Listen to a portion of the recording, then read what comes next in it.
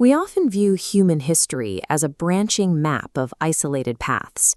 Pythagoras walks one, while Buddha, Jesus, and Krishna walk others, separated by centuries and geography. Traditional authorities typically treat these historical figures as fundamentally contradictory. This creates a war of syntax, where the specific cultural language of one era is used to invalidate the truth of another. This perspective relies on the illusion of the finite ego, a state known in ancient traditions as Maya. It prioritizes the differences in the surface-level phenotype over the underlying connection between the nodes. These figures function as localized biological nodes. Their historical work was the translation of an absolute infinite reality into the fragile, era-specific language available to them. The perceived contradictions between faiths are the inevitable result of these translation errors. When a finite mind attempts to process a transfinite signal, the cultural noise of the era often obscures the signal's core. Overcoming the isolation between these different historical nodes requires a formal mechanism to bridge the gap. In set theory, this begins with the axiom of pairing. This notation defines a mathematical decree to gather disparate thoughts, like teachings of different prophets, into a single collection. As Canto 2 illustrates, pairing places finite and infinite side by side, yet they remain sequestered, trapped behind the perimeters of their specific concepts.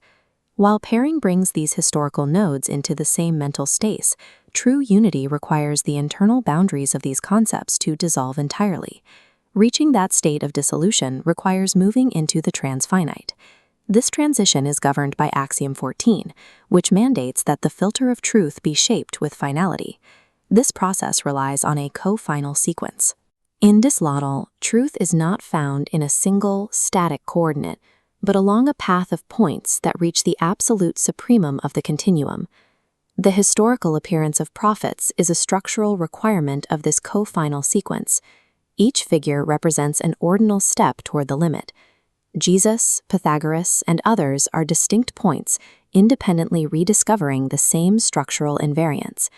They map the absolute architecture from different positions on the ascent. These figures serve as limit ordinal checkpoints. Their presence prevents the spiritual measure of the human continuum from collapsing into the entropy of the finite world. The final step in this integration is the axiom of union, which functions as the law of communion. It provides the power to shatter the inner boundaries that keep religious concepts isolated. This axiom acts on different faiths to dissolve their outer perimeters, allowing internal truths to mingle into a unified expanse. This creates a fluid ocean of logic, stripping away outer concepts to merge their fundamental contents into one shared truth. This topological union identifies all seekers as part of the same good set. It reveals a transfinite brotherhood, where the individual nodes are mathematically linked through their shared intersection with the absolute. The final mechanism of the power set shows that the infinite is a dense, unbroken fabric of logic. It is an endless ascent rather than a single destination. Reaching this requires an end to protecting the borders of the finite sandbox. We must move past the local dogmas and the phenotypic ego that define our isolation. To integrate into the asymptotic measure of the divine, the system requires all finite boundaries to resolve to zero. This is the process of the quotient map, where localized errors are scrubbed away. As these boundaries vanish, we ascend into the uncountable continuum together. We become part of the transfinite brotherhood, anchored to the absolute root. The invisible constitution defines the communion of reality. We are the same transfinite soul looking through different finite lenses. Over and out. Mwah.